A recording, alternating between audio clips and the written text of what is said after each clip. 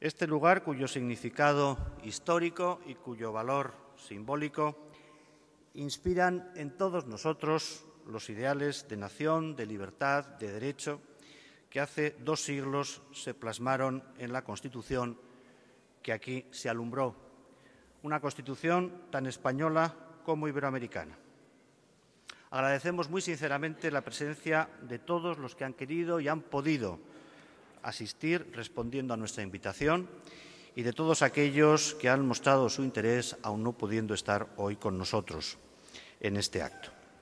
De manera muy especial quiero destacar y agradecer el hecho de que nos acompañe la alcaldesa de la ciudad, que hace que nos sintamos más acogidos, si cabe, en Cádiz. Y asimismo destacar y agradecer la intervención y la presencia en este acto del ministro de Asuntos Exteriores. Todos sabemos que las agendas de los ministros, y en especial las de los de Asuntos Exteriores, suelen estar saturadas y que no siempre es fácil encajar compromisos de esta naturaleza. Deseamos, a cambio de su esfuerzo por estar aquí, que las consideraciones de este informe resulten de utilidad para la tarea ciertamente exigente que tiene encomendada al frente de nuestra política exterior.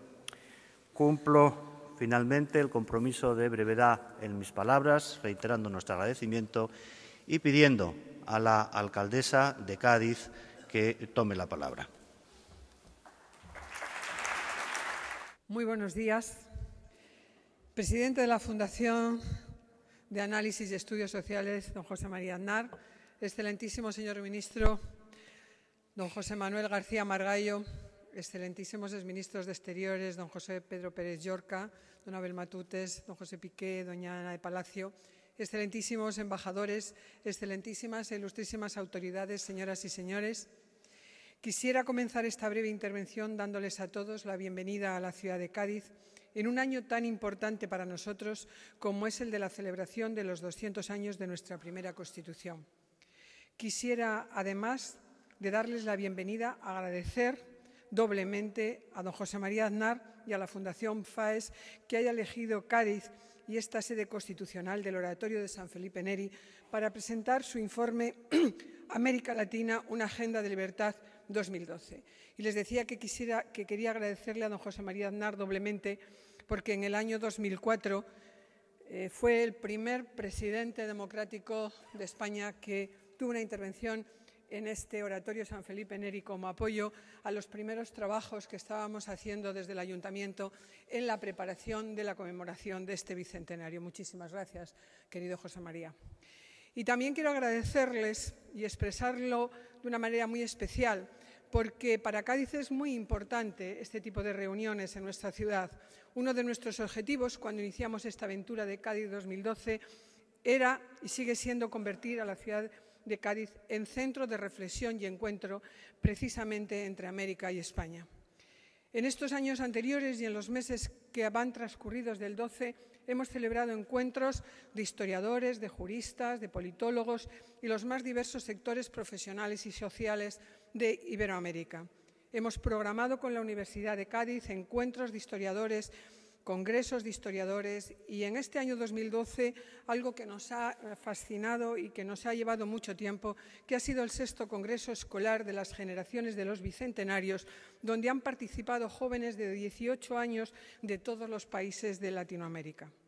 En resumen, señoras y señores, durante este año 2012, en el que celebramos 2 siglos de la Constitución de 1812, las referencias a América en esta ciudad de Cádiz son constantes y sentidas de una forma muy especial por todos nosotros.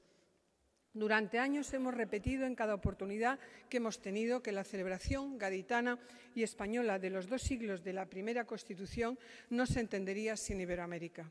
Y por ese motivo nuestro primer objetivo hace ya 6 años fue tratar de ser el gran escenario de la cultura iberoamericana y así nos convirtieron en capital iberoamericana de la cultura desde la Organización de Capitales de Estado Iberoamericana.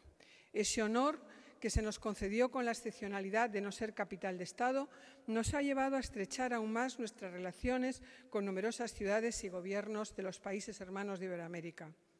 al igual que nos ha llevado a establecer relaciones con instituciones públicas y privadas con un objetivo común, no solo celebrar la Constitución de Cádiz, nuestra primera Constitución, sino las constituciones iberoamericanas y las independencias de los países hermanos de Iberoamérica. Hemos contribuido, por tanto, en el encuentro entre Europa y América, porque esta capitalidad iberoamericana de la cultura nos ha permitido trabajar para que lo mejor de las artes americanas y, sobre todo, las nuevas tendencias tengan su lugar en este gran escenario que es la ciudad de Cádiz. También para que de este encuentro salgan nuevas opciones de colaboración en un futuro en torno a la cultura. En este periplo, Cádiz ha vuelto a reconocerse en el espejo americano y ha vuelto a colocar entre sus prioridades el peso específico que ese continente hermano ha tenido siempre en nuestro devenir. A ello, queridas amigas y amigos, ha contribuido, como no, la gran respuesta de América, que ha dado a la solicitud gaditana, completando una agenda de actos culturales, institucionales y políticos que hacen de esta ciudad durante este año, y esperamos que también en el futuro, el centro de referencia para América y España y sus intereses comunes.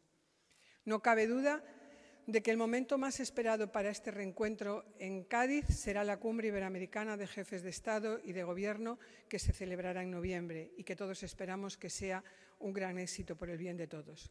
Y a ello se suma hoy esta presentación de la Fundación FAES de un informe renovado que ya en su edición del 2007 consiguió ser referencia internacional sobre el futuro de una zona estratégica de tanta importancia. Fue precisamente la corriente de libertad y progreso lo que los diputados doceañistas que en este mismo oratorio aprobaron la Constitución de Cádiz llevaron al otro lado del Atlántico. Fue aquella agenda de libertad escrita en Cádiz. Fue ese espíritu de libertad que ya recorrió a finales del 18 parte de Europa, el que embarcó en los muelles gaditanos rumbo a los puertos americanos. Es, por tanto, más que idónea la elección de Cádiz, la elección de este año 2012 y la de este oratorio de San Felipe, para presentar este informe de la Fundación para el Análisis y los Estudios Sociales sobre América Latina. Y por eso mismo quiero, para terminar, reiterar mi agradecimiento a don José María Aznar y a la Fundación por esta elección. Desearos que repitáis el mismo éxito que con este informe obtuvisteis en el 2007 y que el mismo vuelva a ser guía y referencia para todos aquellos que desean esa senda de libertad para América Latina. Muchas gracias.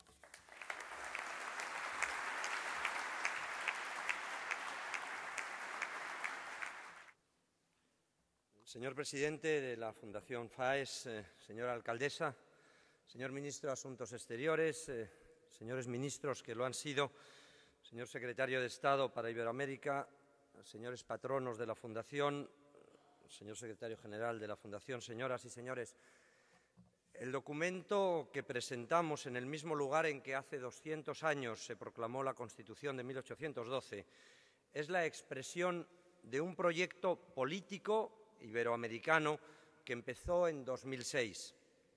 Entonces, el presidente de la Fundación propuso al patronato que FAES potenciara su línea iberoamericana y que se hiciera un estudio sobre el futuro de América Latina como punto de arranque y también como banderín de enganche de un proyecto que podríamos denominar la Unión de los Afines.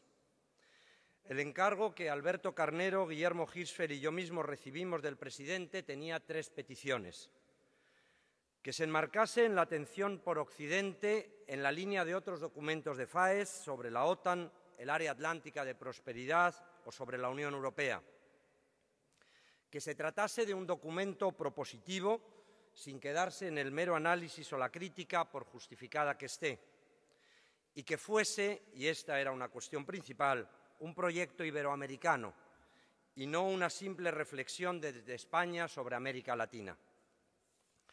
Tanto el documento que se presentó hace 5 años y que luego continuó su presentación en 18 países y más de 60 reuniones de trabajo, como este de la edición 2012, que se presenta en español y está ya traducido al portugués y al inglés, han sido elaborados por muchos iberoamericanos, de ambos hemisferios, dirían aquí hace 200 años, que han participado con gran intensidad y de forma creciente de una edición a otra. Si en la de 2007 figuran 100 personas mencionadas en el texto por su contribución destacada, en esta edición hemos tenido que prescindir de nombres individuales, porque el número de personas que han participado de alguna manera en la elaboración del documento ha superado los 1.400. Y lo que hemos reflejado es la relación de más de 100 instituciones que han contribuido de forma activa a todo este proceso, dato que, por otro lado, demuestra la vitalidad de las ideas liberales, centristas y moderadas en el ámbito iberoamericano. Hago en este punto, señor presidente, dos aclaraciones. La primera, referida a la nomenclatura. Hablamos de visión americana para un análisis sobre el futuro de América Latina. América Latina, nos guste o no, es el nombre con que es conocida esa parte del mundo, y así es como quieren llamarse ellos.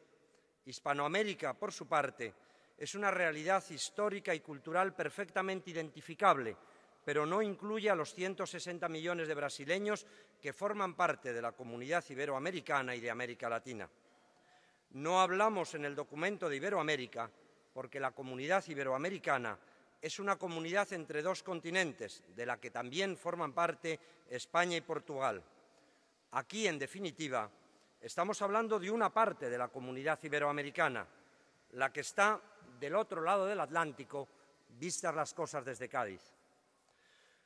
Una segunda aclaración imprescindible al inicio de esta presentación es que en un informe de 100 páginas no hay más remedio que resumir y sintetizar, lo que necesariamente lleva a simplificaciones, falta de matices e incluso errores sobre una realidad tan compleja como es América Latina. Cada país es un mundo y algunos países albergan varios mundos en su seno. Pero al mismo tiempo, América Latina es una de las regiones más reconocibles del planeta, con características comunes que van mucho más allá de las dos lenguas compartidas, y por eso caben las reflexiones y los análisis referidos a toda la región. FAES, me atrevo a decir con algún conocimiento de causa, es una fundación orteguiana en muchos de sus planteamientos. A la hora de acometer este estudio, el patronato de FAES y su presidente tuvo muy presente la idea de Ortega y Gasset de que América es para España la primera responsabilidad y la mayor oportunidad. Este documento es fruto del interés por América Latina, pero también de la preocupación por cosas que están pasando en el continente y, al mismo tiempo, viene motivado por la esperanza y la confianza en la realidad presente y en el futuro de América Latina. Si los principios y los valores occidentales son universales, con mucho mayor motivo han de tener plena vigencia en América Latina, donde hay universidades desde el siglo XVI y cuyos países accedieron a la independencia, como recordaba la alcaldesa, de la mano del constitucionalismo liberal, como ocurría en la Europa de la época, que quería superar el antiguo régimen, o unos años antes había ocurrido en los Estados Unidos. Cuando conmemoramos el bicentenario de la Constitución, que señala en el mundo hispánico la transición del antiguo al nuevo régimen, es buen momento para recordar otra transición más reciente, esta solo española, cuando dimos paso a la mayor y mejor transformación de nuestra historia. La decisión más importante que adoptamos los españoles a partir de 1975, con la recuperación de la monarquía, fue la de ser un país normal, homologado con los de nuestro entorno, integrado activamente en el mundo occidental, leales a nuestra historia. Una nación europea y americana, como recordará el ministro Piqué, que dijo el rey ante el Parlamento de Bolivia en el año 2000. La elaboración de este documento, además, ha sido un instrumento, una excusa, si se quiere, para avanzar en la unión de los afines, uno de los proyectos que marca más claramente la trayectoria política nacional e internacional del presidente Aznar. Por esta forma de entender la política, sumando y creciendo por incorporaciones, sin dejar fuera más que al que quisiera excluirse, el Partido Popular, bajo su presidencia, logró ser el partido mayoritario en España y fue así capaz de transformar y mejorar el país de una forma radical. Y una vez presidente del Gobierno, puso su empeño, que puede llegar a ser mucho, para que en la Unión Europea los afines, los que coinciden en lo más, aunque tengan trayectorias e identidades diferentes, se coordinen, colaboren y crezcan juntos. Así surgió el Partido Popular Europeo, que desde entonces es la primera fuerza del Parlamento Europeo, lo que habitualmente eran los socialdemócratas.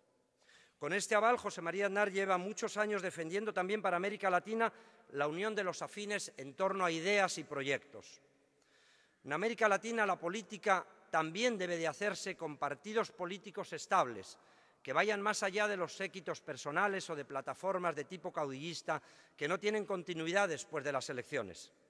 Partidos previsibles en sus actuaciones, articulados en torno a ideas y proyectos, integradores hasta poder llegar a ser mayoritarios, homologados internacionalmente en las grandes corrientes de opinión política. En definitiva, evitar originalidades y hacer lo que hacen los demás países con niveles altos de libertad y bienestar. A lo largo del proceso de elaboración de este papel, hemos podido comprobar que hay mimbres suficientes para tejer una red de organizaciones políticas afines que ayudará en cada país a articular alternativas viables y al conjunto de la región le permitirá avanzar en la integración y le dará una estabilidad y un peso político muy superior al que tiene hoy para ser un actor global en la defensa de los valores compartidos y de sus intereses propios y comunes. Muchos procesos electorales han demostrado que, al igual que en Europa o en Norteamérica, la alternativa no está solo entre una izquierda más o menos convencional y una izquierda populista o revolucionaria. Con una simplificación, desconocimiento o manipulación que presenta a la izquierda civilizada o vegetariana, diría el presidente Sanguinetti, como la única forma de evitar el autodenominado socialismo del siglo XXI, que, visto en la perspectiva de la historia de este documento, tiene hoy mucha peor salud que hace 5 años.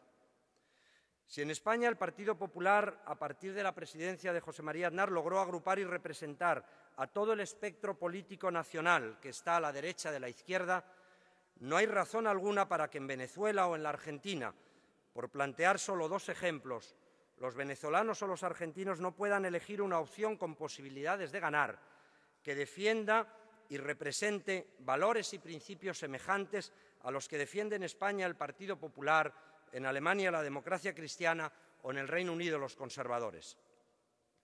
La realidad iberoamericana no es retórica. No solo se trata de una comunidad espontánea, basada en una realidad social, económica y cultural forjada a lo largo de la historia.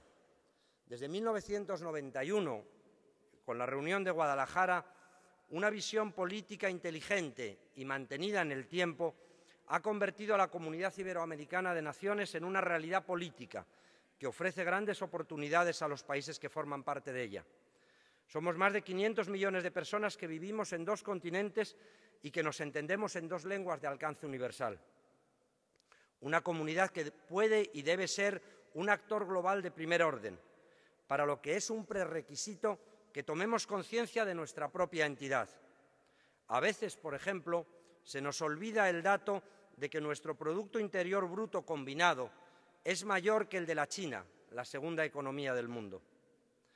En la Comunidad Iberoamericana compartimos más cosas que nunca en nuestra historia, pero nunca como ahora hemos compartido también tantos problemas. Tenemos el mismo desafío educativo, idéntico reto energético, la seguridad nos preocupa por igual. Las turbulencias financieras no respetan las fronteras administrativas, como tampoco las enfermedades o la contaminación ambiental. Y en un mundo en el que los avances tecnológicos cada vez integran más, la Comunidad Iberoamericana debe encontrar nuevas respuestas a los nuevos desafíos.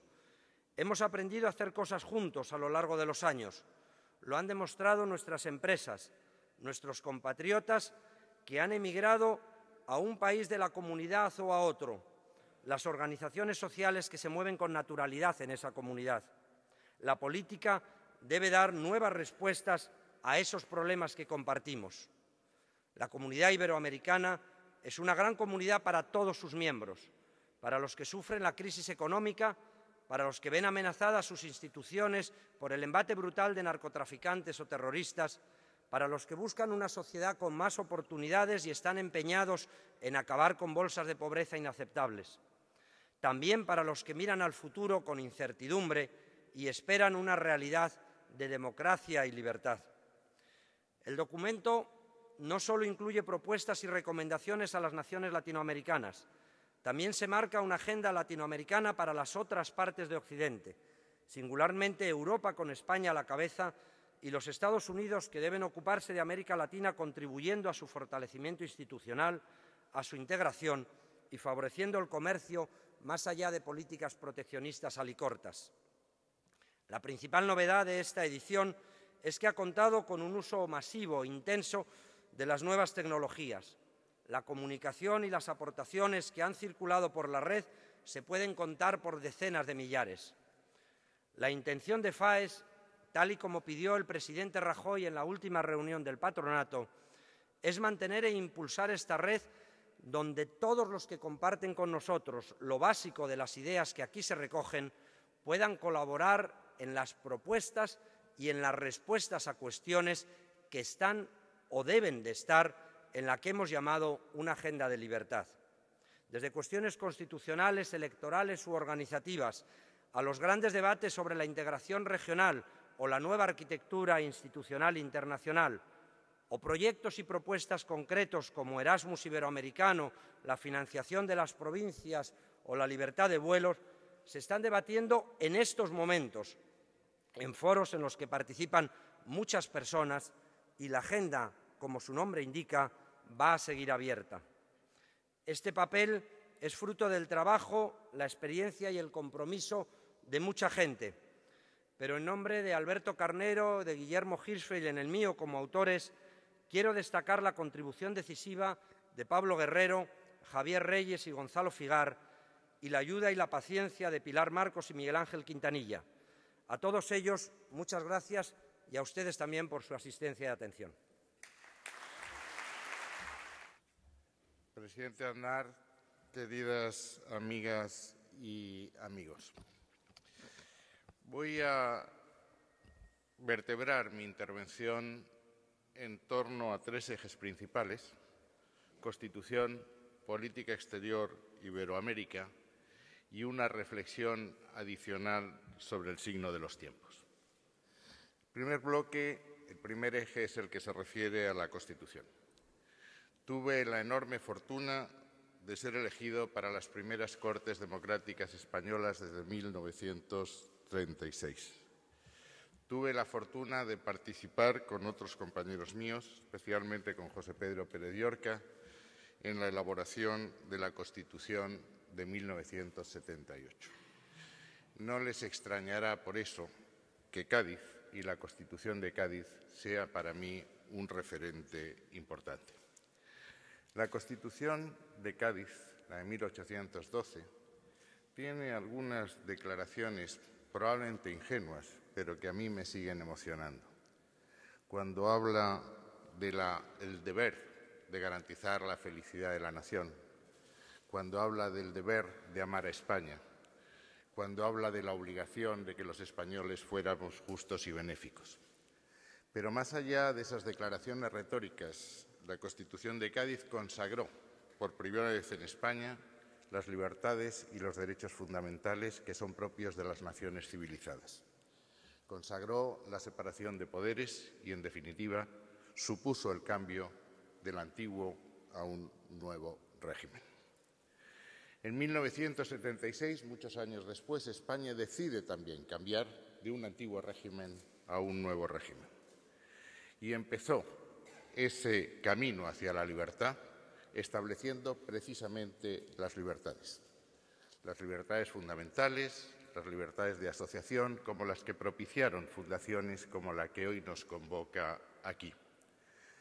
Es deber del Gobierno fijar las líneas de la política y de la política exterior, pero sería necio por parte de cualquier Gobierno no escuchar las preocupaciones y las aportaciones de fundaciones como estas. Puedo prometer y prometo que no faltaré a ninguna convocatoria de ninguna fundación, y mucho menos a una como esta, en que están tan viejos y buenos amigos y tan viejos y buenos compañeros de mil batallas. Lo importante en 1976 es que el camino hacia la transición se empieza estableciendo primero las libertades, y solo cuando los españoles nos habíamos acostumbrado a convivir en libertad se convocaron unas elecciones democráticas abiertas a todos los partidos políticos y absolutamente transparentes. Fruto de esas Cortes fue la Constitución, la llamada Constitución de la Concordia, la primera Constitución en nuestra historia hecha por todos y para todos. Y por primera vez en nuestra historia, en 1977, no había un solo preso o un solo exiliado por razones políticas. El consenso se ha convertido entonces para mí en una especie de virtud cardinal que intento practicar todos los días de mi día, sea cual sea el puesto político que ocupe. Por eso, en política exterior convoqué a todos los exministros de la democracia, muchos de ellos nos acompañan aquí, que firmamos un manifiesto conjunto hablando de la recuperación de la imagen de España, de la política exterior de España y del consenso necesario para conseguirlo. La política exterior, además de ser una política de todos y para todos, una política consensuada, debe ser una política estable y previsible, si queremos que España vuelva a ser un socio fiable, si queremos que España vuelva a ocupar el lugar que le corresponde en la escena internacional. Eso es lo que yo digo cuando digo España está de vuelta y está de vuelta para quedarse. La política exterior no cambia en sus principios. El consenso, la estabilidad y la previsibilidad. Tampoco cambia en sus ejes. Si la unidad de España se explica de alguna manera es precisamente porque es la unión de dos políticas exteriores, la política de Castilla y la política de Aragón orientada hacia el Mediterráneo. Los ejes tradicionales de España son los mismos desde hace mucho tiempo.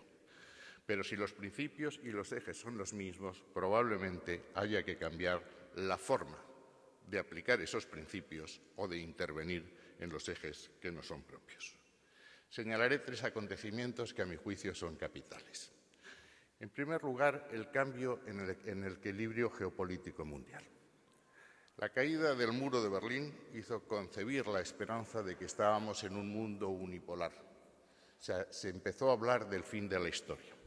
Los atentados al Pentágono y a las Torres Gemelas demuestran que el mundo no era un mundo unipolar, que es un mundo multilateral en que los grupos, las cumbres, las conferencias como la nuestra, los países iberoamericanos tienen un peso importante que jugar.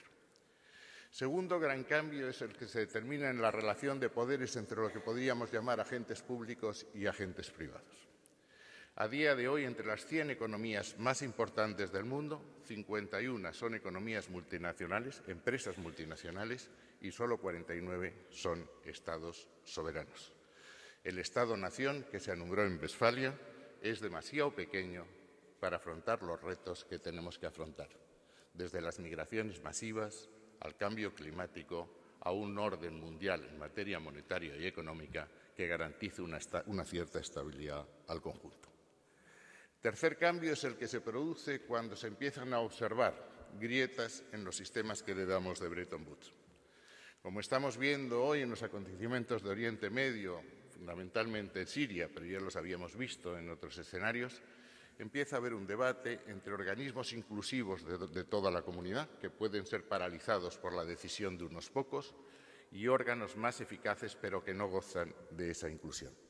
Eficacia frente a universalismo es un debate en el que tenemos necesariamente que entrar.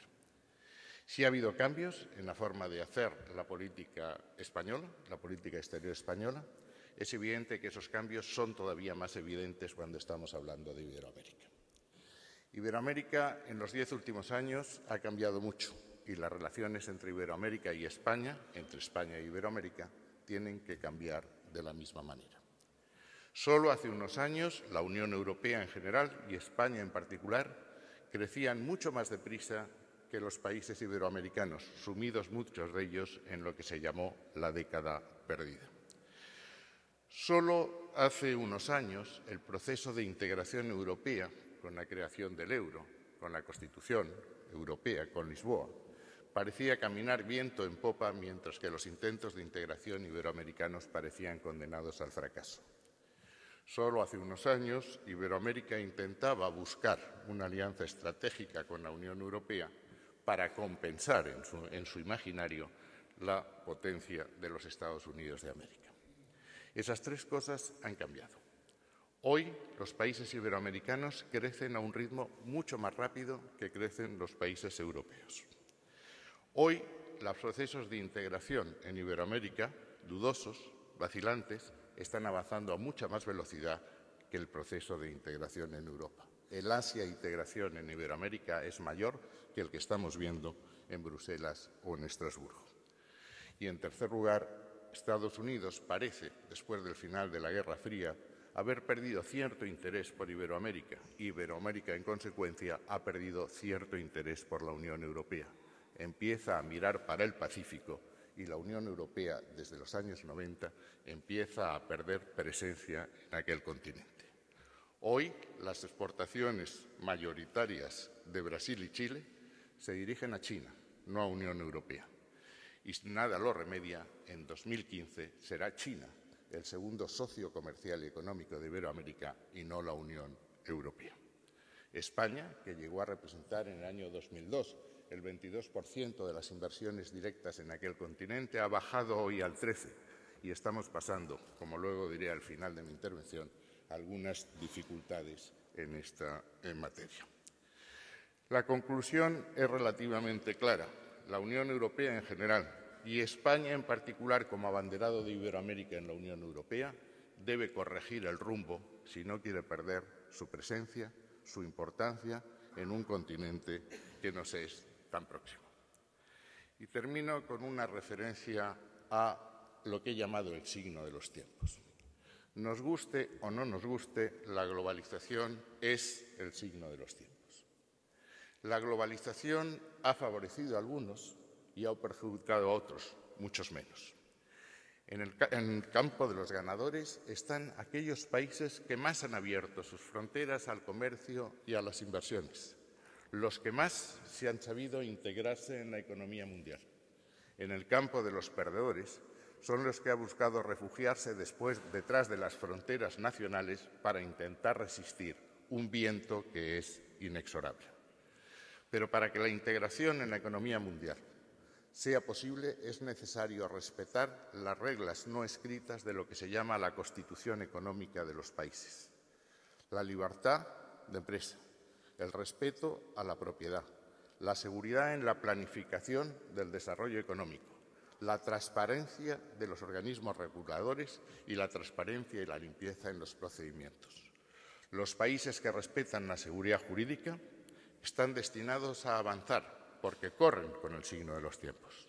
Aquellos que intentan refugiarse en las fronteras, en los pensamientos del pasado, están condenados al retroceso y, en definitiva, a hacer exactamente lo contrario que decía la Constitución de Cádiz, que es procurar la felicidad de las naciones y el bienestar de sus pueblos.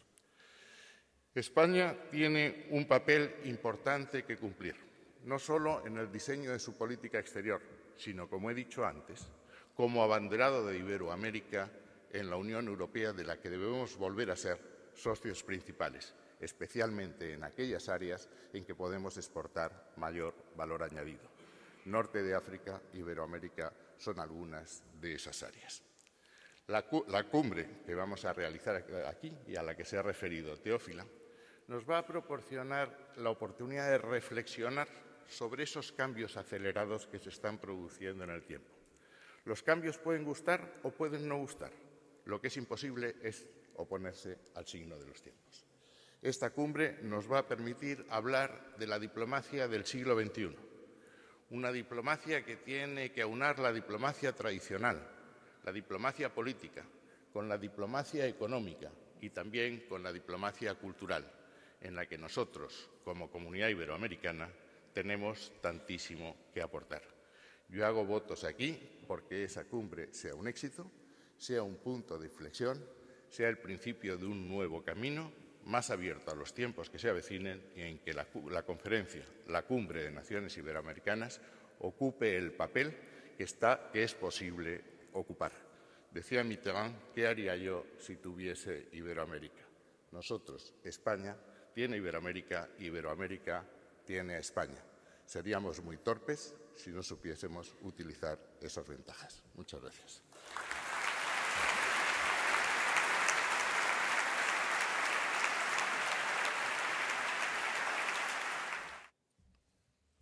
Señor Ministro de Asuntos Exteriores, señora alcaldesa, señores ministros de Asuntos Exteriores, Abel Matutes, Josep Piqué, Ana de Palacio, señor ministro José Manuel Romay, que no fue de Asuntos Exteriores, sino de Sanidad. Muy distinguidas autoridades, secretario general de la Fundación FAES, embajadores, secretarios de Estado, parlamentarios, patrocinadores y amigos, no por citados en último lugar, menos importantes, lo quiero resaltar. Muchas gracias a todos por su presencia aquí, por vuestra presencia aquí esta mañana. Es un placer contar con todos ustedes aquí. Y quiero empezar diciendo que me encuentro muy satisfecho de esta segunda participación, esta segunda visita a este oratorio de San Felipe Neri, como ha recordado la alcaldesa de Cádiz, donde tuve el honor de participar en un acto en un año bien distinto y en unas circunstancias bien distintas en el año 2004. Y fue para mí, siendo presidente del Gobierno, antes de esa fecha incluso, una gran satisfacción poder conceder a la ciudad de Cádiz la medalla al mérito constitucional. La Fundación para el Análisis y los Estudios Sociales presenta hoy públicamente la Agenda de la Libertad para América Latina en su edición de 2012. Y quiero decir que para nosotros lo que se refiere a América Latina es verdaderamente especial. Tenemos una profunda vocación atlántica que nos lleva a estrechar cada vez más los lazos que ya nos unen con América Latina. Lo hacemos siempre, lo hemos hecho también, por ejemplo, hace unas semanas en el Campus FAES que hemos celebrado en Argentina, y lo haremos a través de numerosas actividades a lo largo de los próximos meses, por ejemplo, de los Campus FAES que celebraremos en Colombia y Guatemala. Hoy lo hacemos en una ciudad que no solo ha sido, sino que es y continúa siendo puerta geográfica hacia el Atlántico y que es también el punto de partida histórico de una comunidad atlántica anclada en los valores y en las aspiraciones que definen la modernidad política. El valor de la nación de ciudadanos libres en la ley e iguales ante ella. La aspiración de una vida digna para todos los seres humanos, con oportunidades, con libertad y con seguridad, sin excepciones y sin restricciones interesadas. En este oratorio, la moderna nación política española fue enunciada por primera vez. En este lugar se dio aliento a las grandes transformaciones liberales que pronto fueron origen a las naciones americanas. Todos, europeos y americanos, somos parte de Occidente. Todos nacemos de una misma tradición cultural, de un mismo soplo del espíritu humano que ha ido enriqueciéndose con los siglos, con las tierras y con las gentes. Un soplo que ha recorrido el mundo desde Atenas hasta la Patagonia, desde Roma hasta el río Bravo, desde la Tierra Santa hasta la cordillera de los Andes, y que sigue su camino. Por eso estamos hoy aquí, para ofrecer nuestra contribución a la continuidad en ese camino de la historia por el que hemos transitado juntos, europeos y americanos. América Latina nos interesa y nos importa.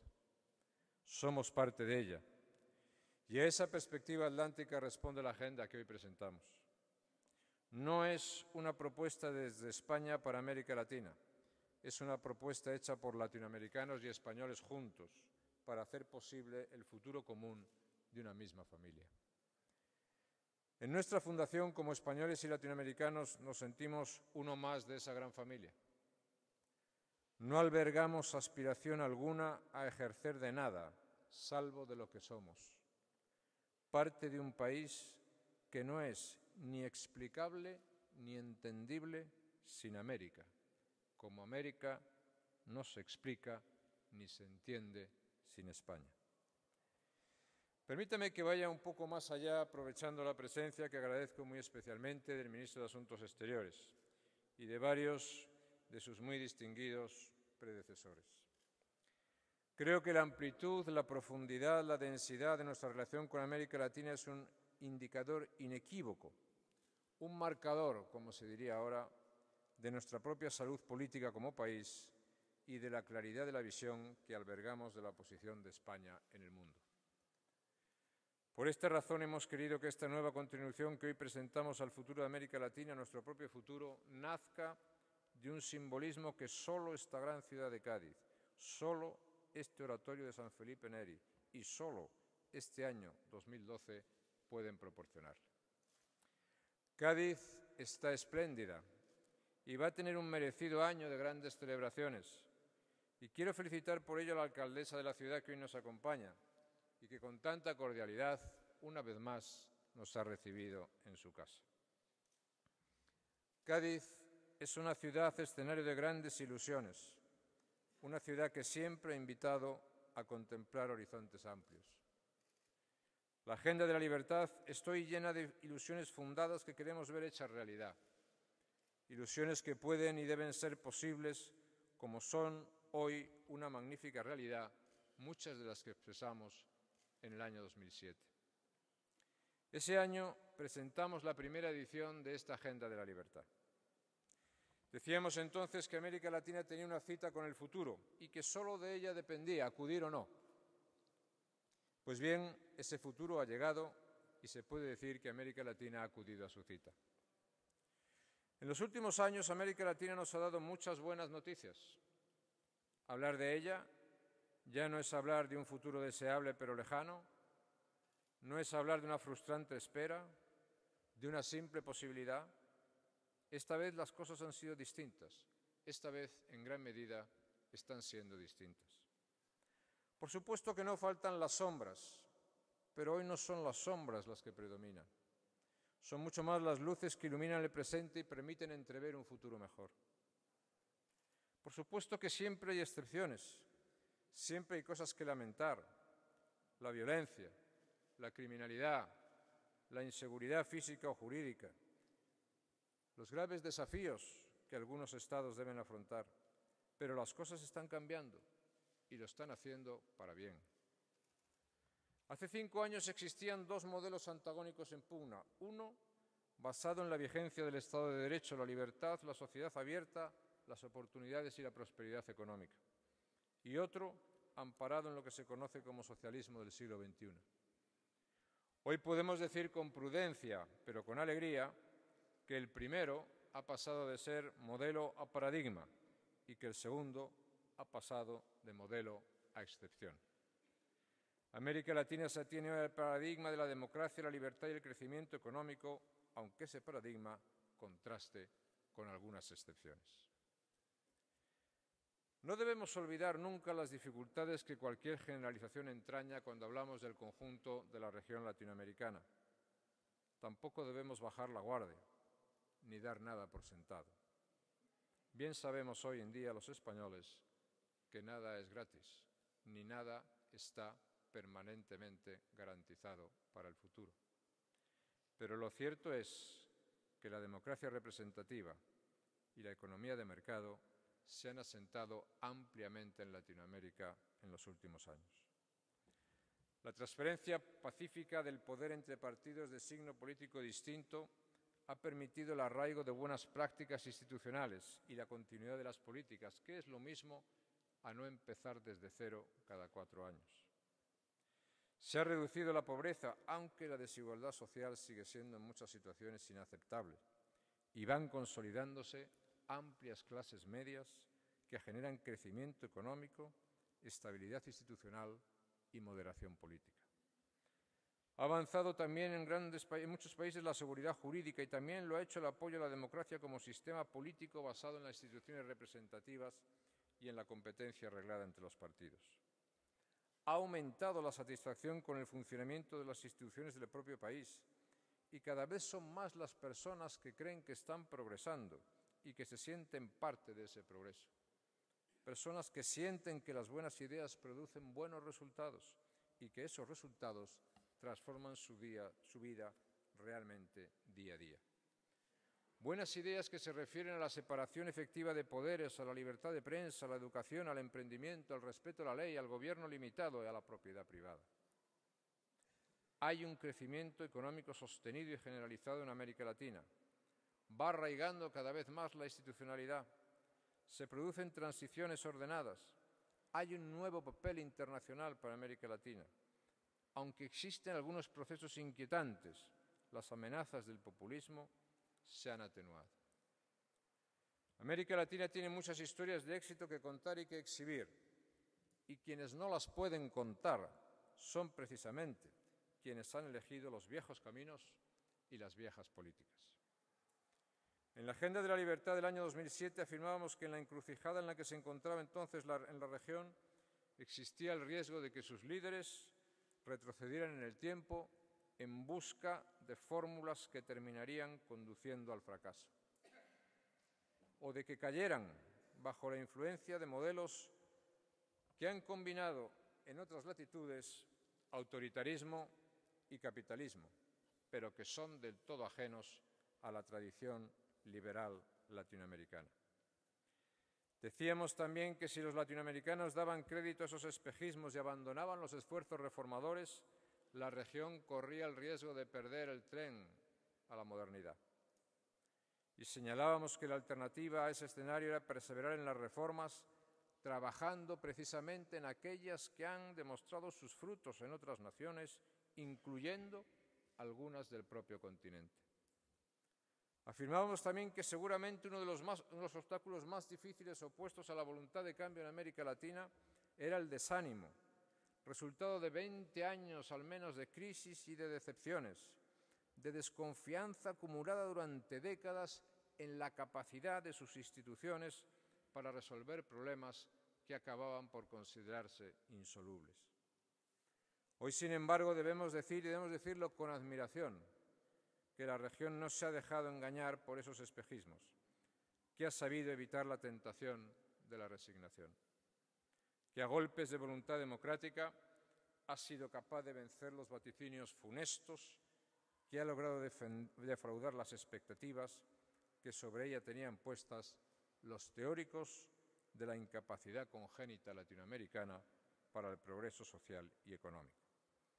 Sencillamente, América Latina, en gran medida, es hoy un gran ejemplo de muchas cosas buenas y por eso hay que aprender de él. Amigas y amigos, creo que España debe recuperar su vocación atlántica, inconcebiblemente abandonada en los últimos años. Y debe hacerlo sin aceptar la doble moral que algunos desde Europa han pretendido y aún pretenden aplicar en sus relaciones con América Latina. Queremos para América Latina lo mismo que queremos para España y para Europa. El mismo nivel de calidad democrática, el mismo respeto a los derechos humanos, la misma ambición de progreso económico y cohesión social, el mismo bienestar y el mismo futuro. No vamos a disculpar allí lo que condenamos aquí y no vamos a conformarnos allí con lo que no es suficiente aquí. Esta es la única manera de progresar de verdad y de que progrese la relación entre uno y otro lado del Atlántico desde el diálogo entre iguales. América Latina no solo es Occidente, sino que ha de ser parte esencial y ejemplo para Occidente y para el mundo. Y eso empieza por mantener la claridad moral. España se siente parte de América Latina porque lo es. Y esa pertenencia exige un compromiso serio, firme y responsable, como el que durante muchos años ha sabido tener. Un compromiso, por cierto, que la Corona ha interpretado siempre admirablemente. Y será precisamente alrededor de la Corona donde se reunirá la cumbre iberoamericana que tendrá lugar en esta misma ciudad dentro de unos meses. Una cumbre que debe servir para revitalizar un programa de cooperación que ha sido gravemente descuidado también en los últimos años en el nivel ejecutivo. Pues bien, durante años los españoles hemos tenido al menos 3 grandes activos en América Latina. Primero, un proceso de transición democrática ampliamente reconocido como modélico e inspirador. Y permítanme que destaque en este momento la importancia decisiva que tuvo en ese proceso Adolfo Suárez, primer presidente del Gobierno de España, de nuestra actual etapa democrática, y figura crucial de la historia contemporánea de nuestro país. En segundo lugar, el proceso de integración europea, un proyecto de éxito sin parangón en la historia en el que España desempeñaba un papel activo y protagonista. Y finalmente contábamos también con el éxito de las políticas seguidas en España desde 1996 que generaron empleo, prosperidad, crecimiento y oportunidades para todos y que convirtieron a España en el segundo inversor del mundo y primero de Europa en Latinoamérica y que hicieron, a través del ejemplo de las empresas españolas y de sus dirigentes, que fueron ejemplo de inversión, de compromiso y de eficacia. No podemos negar ni debemos negar que en los últimos años en buena medida esos activos se han erosionado gravemente. El nuevo Gobierno español y destacadamente su ministro de Asuntos Exteriores, que hoy nos acompaña, se ha puesto, como nos ha explicado, manos a la obra para recomponer esos activos esenciales. Pero la tarea, y estoy seguro que él lo sabe, no será sencilla y los resultados no serán inmediatos. El daño interno y externo que se ha hecho es muy serio y muy profundo. Ahora, debilitadas estas referencias, debemos ser tan trabajadores como antes, pero también tan modestos como ambiciosos. Modestos para comprender la magnitud del esfuerzo de recuperación que tenemos por delante. Ambiciosos para volver a hacer las cosas bien, para fortalecer una comunidad de intereses y de valores de la que tenemos que ser parte activa nuevamente lo antes posible. Y para ello España necesita una gran política nacional, una política concebida, escrita e interpretada con mayúsculas y no con políticas minúsculas. Un proyecto de ambiciones, de esperanzas y de esfuerzos comunes. Un impulso nuevo, renovador y reformista, heredero de los principios de Cádiz y basado en tres pilares fundamentales: la nación, la Constitución y la libertad. La soberanía de una nación que ni se diluye, ni se divide, ni se resigna, ni mucho menos se rinde. La grandeza de una Constitución que nos une y que nos iguala. Y la libertad de unos ciudadanos que, conscientes de ser parte de una de las grandes naciones que la historia ha creado, quieren ser y aspiran a ser otra vez una de las mejores democracias del mundo.